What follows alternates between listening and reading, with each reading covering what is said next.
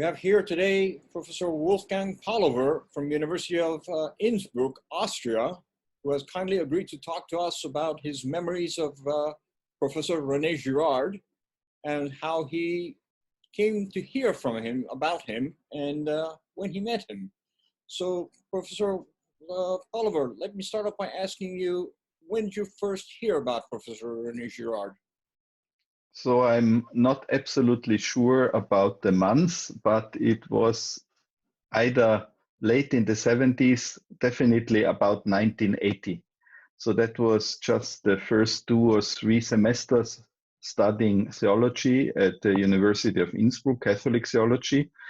I became a theologian because of my involvement of the Catholic youth movement, and we were engaged in the peace movement of the late 70s, early 80s in Europe. And for this reason, I started to study theology. And so I was interested in nonviolence, in violence and religion, and came quickly. I met Raimund Schwager. He was not teaching the students of the first semesters, but I heard quite soon about him, and his book, Must There Be Scapegoats, was widely discussed at that time. It was just 2 years old. And so through Raimund Schwager, I heard about René Girard. And soon in the early 80s, I started to read Violence and the Sacred. That was the first book that I read in English carefully. My English was at that time rusty and not really developed, and so I walked through the book word by word and sentence by sentence. Okay, and when did you meet Professor Girard? It was 6 years later, so in 1986, Raimund Schwager with 2 German professors of the Freie Universität Berlin organized the first German conference on mimetic theory, or conference in the German-speaking world.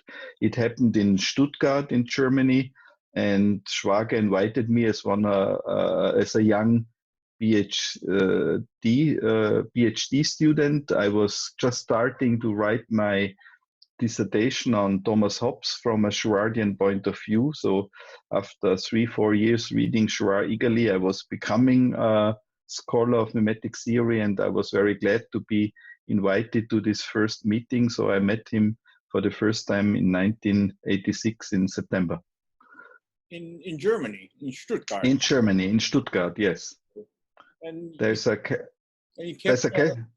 And you kept having correspondence with René Girard afterwards? Yeah, no, not directly. Through Raimund Schwager, we were in contact. So there was this group slowly developing, a group in Innsbruck, but also 4 years later, the Colloquium on Violence and Religion was founded, and Raimund Schwager became his first president. So through Schwager, we became connected, and I think now I do not know the exact year. Soon after, maybe 2 years after the meeting in Stuttgart, René Girard got the honorary doctorate of the University of Innsbruck. So he visited Innsbruck directly, and so we had 2 days talks and discussion with him, and I was allowed to drive him to the airport and so on. So it was going to become closer. Also, the dean of the chapel of Stanford University was also in Stuttgart, Robert Hamilton Kelly. Yes. And I became a friend of him, and he visited me, I think, in 1990, and then organized and helped me, because in 1991, 1992, after I finished my PhD in Innsbruck, I went for a whole year to Stanford University as a research fellow. And so that was the time when I really was able for a whole year to connect with Girard quite closely. And we had a bi-weekly little Girardian seminar that we organized in the Center of International Security and Arms Control. But I also... CISAC, yes, yeah. And I also went to two classes of Girard. So at that time, he was teaching a big undergraduate course about his Shakespeare book. So there was every week another Shakespeare play, the topic. And then in the later summer, he gave for me very helpful seminar on Aeschylus' Humanities. Yeah. And I participated in this seminar. So these were two seminars at Stanford University, and there was this more private meeting, bi-weekly seminar of Girardian scholars. So that really got me very close to Girard and mimetic theory, and I'm still very glad that this was able, some friends and other people, and also the Austrian Science Foundation, enabled me to go to Stanford for a whole year with my family. Wonderful. And you have a book on Girard called Mimetic Theory, René Girard's Mimetic Theory, yeah, in German. That was a follow-up in some way, because when I returned to Innsbruck in 1992, I was eager to teach a course on mimetic theory, and we had at that time a slot for contemporary philosophical thinking, and I offered a course on mimetic theory for about the next 10 years. Every fall I taught a semester mimetic theory, and the final outcome of this 10 years is my book on mimetic theory that came out in 2004 and was translated into English, the third version of it, in 2013. And it was very difficult to finish this book, really. And I know from René Girard himself, he and Raimund Schwager sometimes made phone calls. And on one of the phone calls, they discussed about my book, because I announced it, I think, in about the year 2000. But it took me another 4 years to finish it. So they were in between quite sure that this is a book that will never be published. But in 2003, we organized. They thought it wouldn't get published. No, they thought I will never be able to finish it. You will never finish it, okay. Yeah, so because I was making some additions and broadened it and so on. Sure. But in 2003, I organized a huge conference with Girard in Innsbruck, organized also by the Colloquium on Violence and Religion. And a half year, so I was the main organizer. It was a lot of work with more than 200 participants. And about a half year before, I thought I would be really an idiot to organize this huge Girardian conference and not finish my book just for this conference. Right. So I did that. So just when the conference started, the book was out. So you got the book out for the conference? Yes. But only in German. So I mean, most of the participants at the conference was in English, of course. So only those few who could understand German were able to buy it. And it took translated into English. I saw the English translation does exist. Yeah, it was 10 years later. It came out in English, and it's received very well. And I think even the English version, I didn't do the translation myself, but an American philosophy student who is a journalist now for American radio in Germany. He did a very good translation and sometimes smoothed out some of my more complex thoughts. So it's the English translation is very well received and very well done. So that gave me some input into the more international world. Right. Wonderful. Also, Raimund Schwager is responsible for the delay because he read a first version, and then I said I should expand the chapter on Augustine a little bit. And I mean, Augustine is also a world of himself. Oh, of course. So that took me another couple of months or maybe even a year. And so slowly, but finally, you also, I think René told me that once on the phone, you also have finally to jump and just, it's not complete. It will never be complete. You just have to release it. And I did it, and I was glad. What was the most difficult part for you to write this book? Because I noticed in your book, you didn't start with mimetic desire in chapter 1.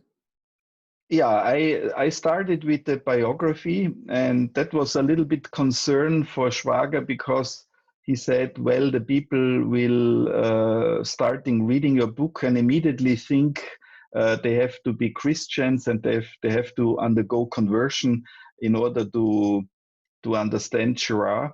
But I thought at that time that this is a very crucial thing in mimetic theory, because the starting point was the deceit, desire, and the noble.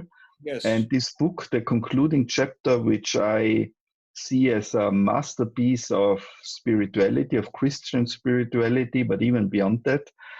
And René Girard himself converted also just at that time when he wrote this concluding chapter.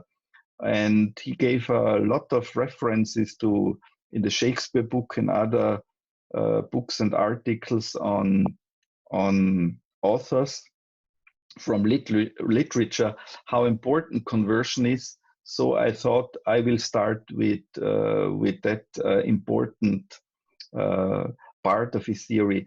And actually, I never got criticism for starting in this quite a steep and direct way. So that was no problem at all, contrary to what Schwager feared. The most criticism I got for the book, and this is, I think, well deserved. This book is more than 400 pages, but there is no criticism of mimetic theory or Girard. Right. And I felt I was at that time, and still are, maybe I would today make some chapters where I go beyond Girard, but at the time I said, I'm still exploring the potential of this theory. So make this little criticism at the end that this footnote is not okay, or that footnote is missing, is just ridiculous. Yeah. And yeah, so some today, scholars have to start with criticism. They criticize the masters in order to show their own importance. And at that time, I didn't feel to go into that kind of usual academic rivalry. You stayed away from the rivalry. So it was kind of like of this rivalry, not of all rivalries, of course, but of this rivalry, I didn't. How did René Girard have an impact on you, on your personal life, if I can ask? Did he have an impact on you on your personal life? I think so, although it's a little bit difficult to really evaluate this precisely. But I remember that when I met him for the first time in 1986, I was quite engaged.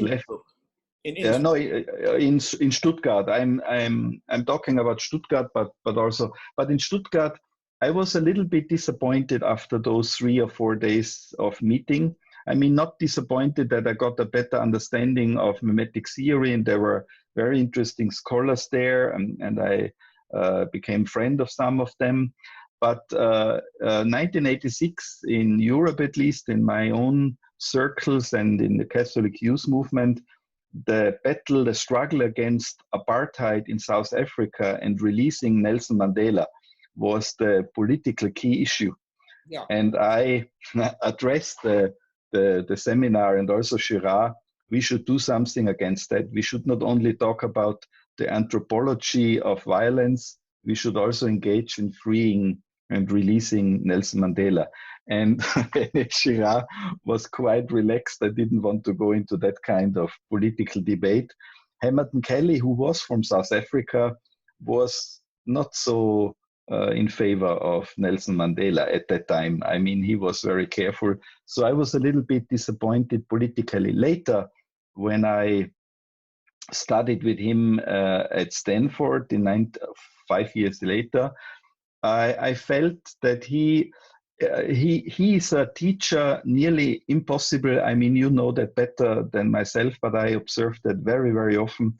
he's not capable of criticizing his own students. So I saw very bad papers given by students of him in front of him, and he encouraged everyone. So I very seldom heard any criticism at all. But I think he criticized me once a little bit and said, Wolfgang, you are very political. So he didn't like this more partisan approach of myself, and that changed a little bit the longer I worked with him and pulled out a little bit of those partisan political struggles. And I think also that I became more relaxed and also more solid about my own Christianity. I mean, I have to tell you, in order to understand that I was not raised in a religious family. So we didn't have a religious life. So I had religious education at school, but this was not deeply grounded in some way. And the more I spent time with him and studied the theory, the more I understood the religious dimension. And I mean, a couple of years ago, we published a Festschrift for René Girard with the title For René Girard, Essays in Friendship and Truth. Yes. And my own contribution to it is Drawn into Conversion.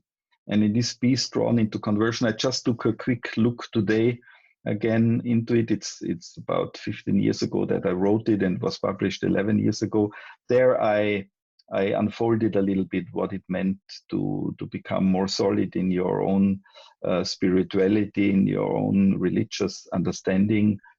And so for me, the first couple of years, mimetic theory was very important also to make Christianity more plausible to myself from also a modern anthropological, philosophical point of view.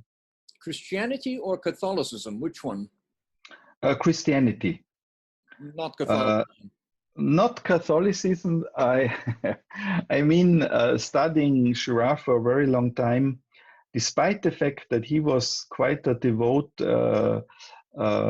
Catholic person, and during the time at Stanford, I always joined him on Sunday at the Gregorian Mass, which was a little bit a hardship for my family. We had two boys, and they had to go with my wife and myself to the Gregorian service every Sunday.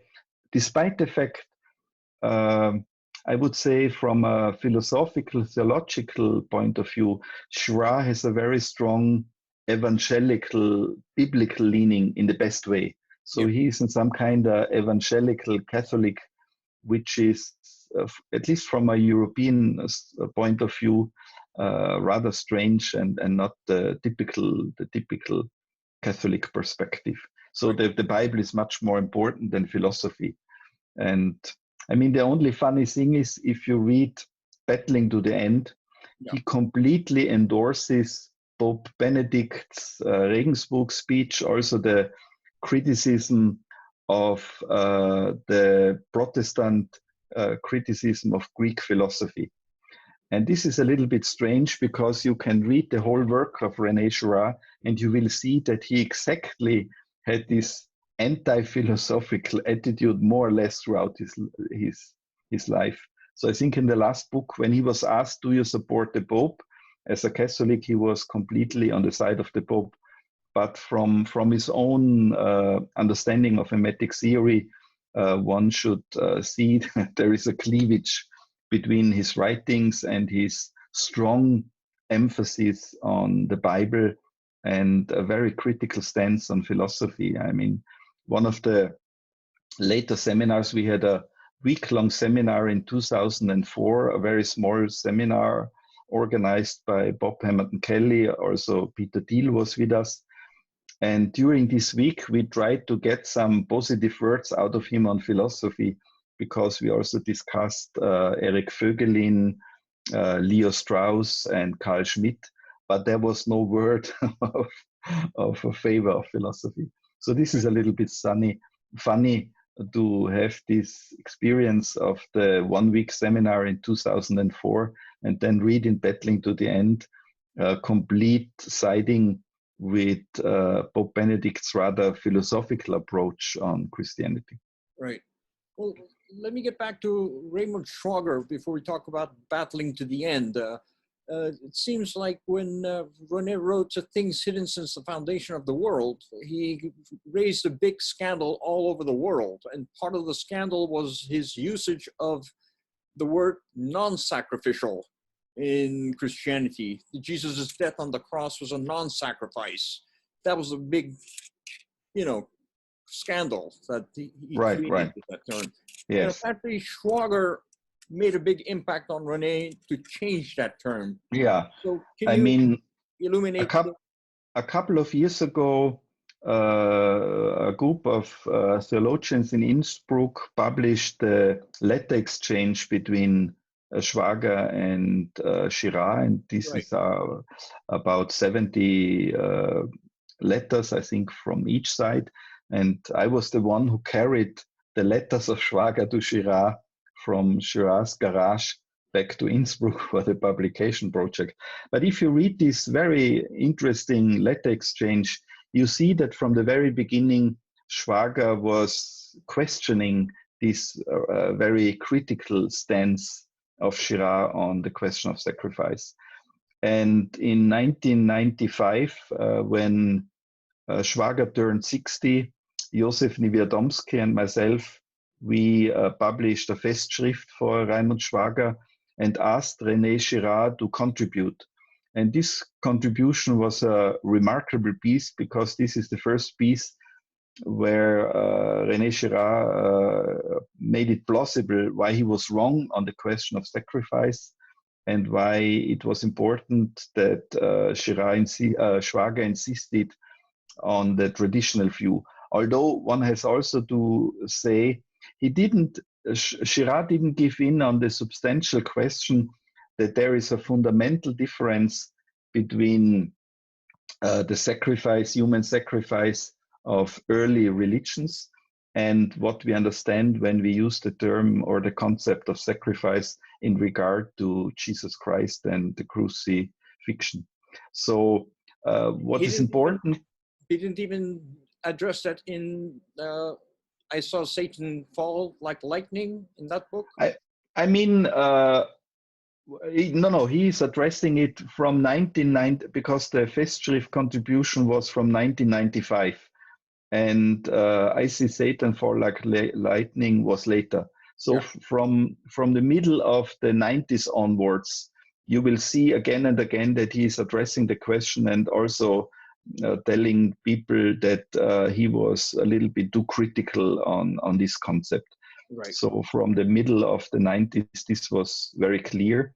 But it's interesting to see the position because it's not a cheap correction of himself. He just understood, and I think the best book in that regard is the last book, Battling to the End, that there is not only a deep and clear difference between what he called archaic religion and the biblical legacy, but there is a discontinuity and continuity at the same time. And I think in the early period, he was so eager to show the difference that he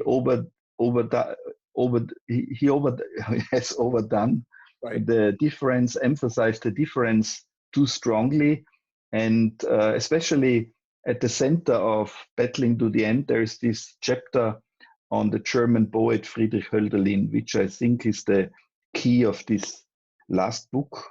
And with Hölderlin, he corrects his more Nietzschean approach to this question. You know, Nietzsche was very important for Girard to show the difference by some similarities between Christianity and Greek mythology.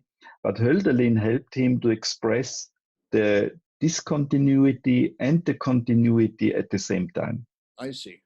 Yeah, and Schwager, of course, was crucial from a more traditional theological background. So, I mean, the letter exchange is really very important to read because you see step by step in what way Schwager, for instance, very early on said Mr. Girard, when they were still in a very formal relationship, is the letter to the Hebrews in the New Testament your scapegoat? This is a question you will find in one of the very early letters. And later, Girard admitted that his understanding of the letter to the Hebrews was too superficial in the very beginning.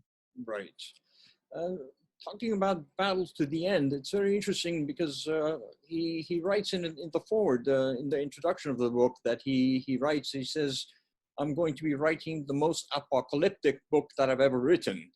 And do you, in your reading, I have a very, I think it's probably the most difficult book he has written. I still am having a hard time struggling with it. I'm reading it slowly, trying to understand it. Do you think he gives a solution to this apocalypse that he's panning out in the book? Battling to the end means we're going to be battling forever. But does he give a solution of any kind to this battling to the end? I mean, this is a difficult question because I think there is a solution, but the solution is hidden in some way. So you have to read it very carefully. And I think he emphasizes on 3 or 4 passages, and they are spread out throughout the book. He emphasizes in a very Christian understanding the virtue of hope. I mean, Christian apocalypticism has to go along with hope. And I think the philosopher who expressed that early on was a German philosopher, a German Catholic philosopher, Joseph Pieper. And if you read Things Hidden of René Girard, from the French version of it was published in 1978, so very early on, you will find Pieper mentioned in his bibliography. So he read Pieper's book, I think the title is The End of Time. And in this book, you will find a very strong emphasis that Christians have to be aware of apocalyptic outcomes, but should never give up hope. And if you understand this deep connection between apocalypticism and hope, you can also find it in the last book. It's not very out into the open, but this book would be misunderstood if you overlook the emphasis on hope. And this hope is also, of course, connected again to Hölderlin, because the famous quote, where danger is, there is also solution or a good outcome.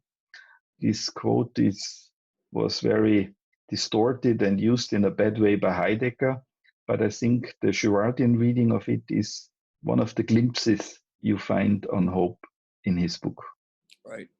But having said that, Girard was never a pacifist himself, and he never considered Christianity to be a pacifistic religion. So he doesn't give a potential possibility of peace in the world.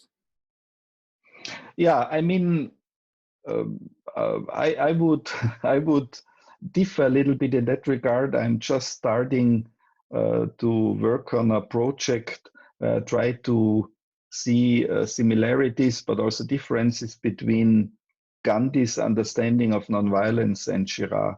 And interestingly, if you look a little bit deeper on the question of spirituality or the spiritual foundation of Gandhi's nonviolence, he's very close to Girard's anthropology and also the spirituality connected to anthropology.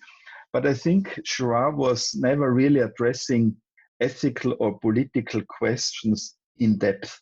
And right. I even asked him, because from the very beginning, I became a professor of social ethics.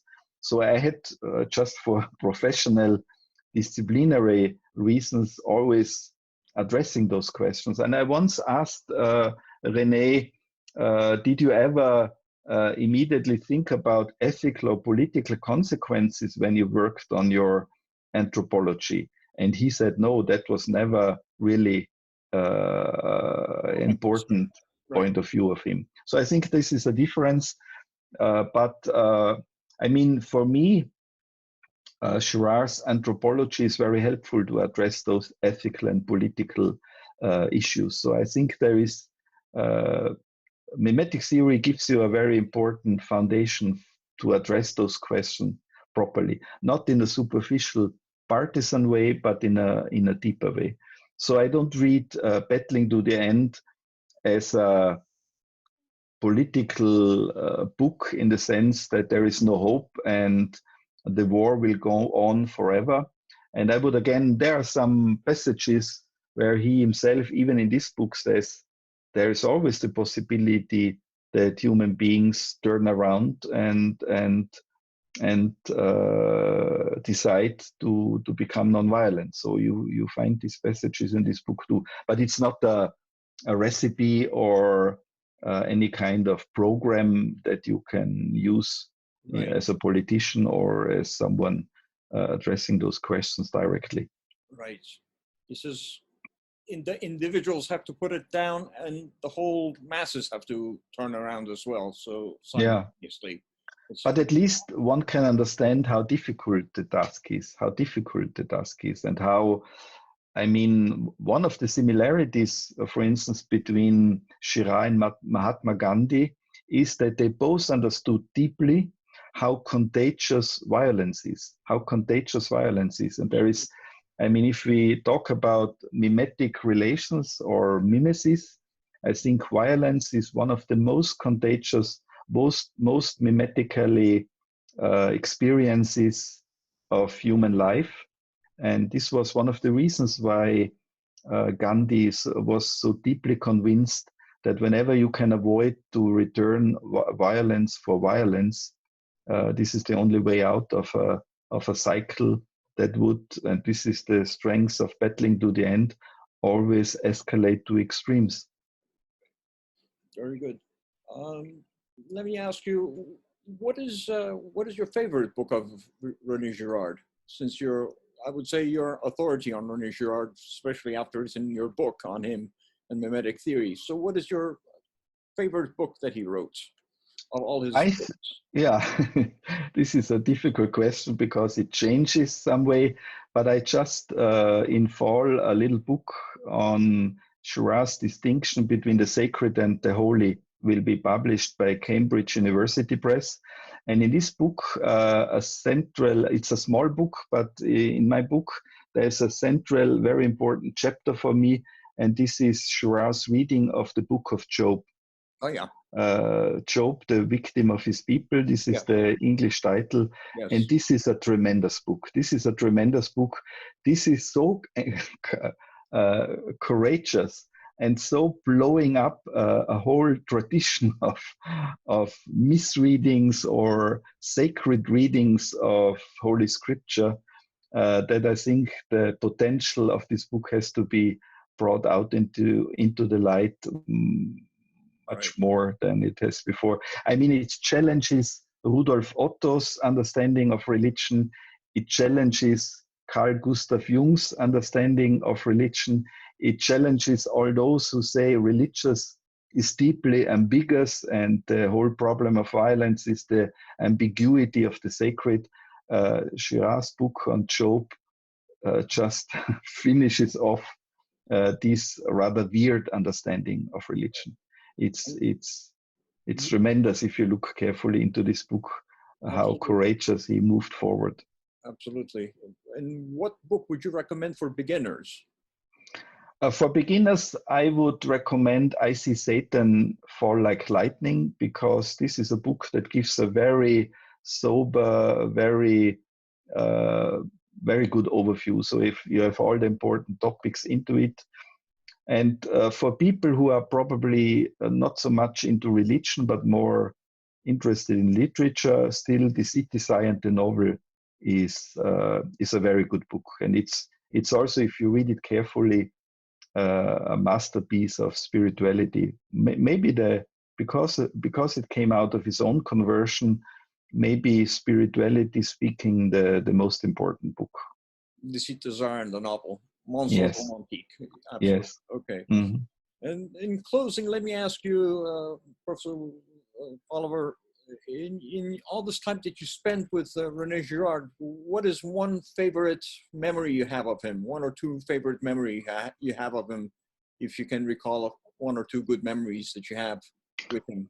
One memory happened in my garden, just just in the garden. I'm looking at if I look out at my window. So we had a conference. I don't know the year now exactly, and about 10 colleagues, Girardians, just came for a dinner to my house in the afternoon, and we went to a nice museum with old farming houses. And René didn't want to join the group. So we, the whole group, went for the whole afternoon. And he was just sitting in the garden and reading the German autobiography of Goethe. And this autobiography is so interesting because in some way, Goethe is the German poet who seems to be completely unaware of mimetic desire, at least when he was the established poet. He, of course, knew mimetic desire himself when he wrote the novel on Werther. But in the autobiography, there is a tremendous insight written by Goethe where he goes back to the time he wrote the Werther novel, because he describes that he wanted to introduce a very close friend of him. He calls him Mephistopheles. He introduced him to a married lady Goethe fell in love with. And the friend said to him later on, I mean, this woman is not beautiful. I don't understand why you fall in love with her. And he then wrote, it is dangerous if a friend of yourself falls in love with the same woman you adore, but it's also very dangerous if he doesn't understand your adoration. And this is just one simple passage. So he read those things, and I was struck how good his understanding of German was. Right. And Schwager went with us to the farmhouse museums, and when we came back, he showed Schwager this passage, and Schwager was trying to interpret in another way and said, you misunderstand the German of this passage. Right. But I thought that Girard had the better understanding of this passage than Raimund Schwager, who was Swiss, and it was funny. So that's one of the very funny things. And I mean, the only person in this afternoon at his house was my wife. She was preparing the dinner, and René was just happy to be alone, to have some quiet time to read and not follow the crowd to the museum. Very good. Well, thank you so much, Professor Palaver, and thank you for your time and your insights on Professor Girard, and I hope to see you soon. Yes, thank you for giving me the opportunity to think again and talk again about René Girard and his legacy that is so important for us. Thank you again. Appreciate it. Okay, yeah. Goodbye. Goodbye.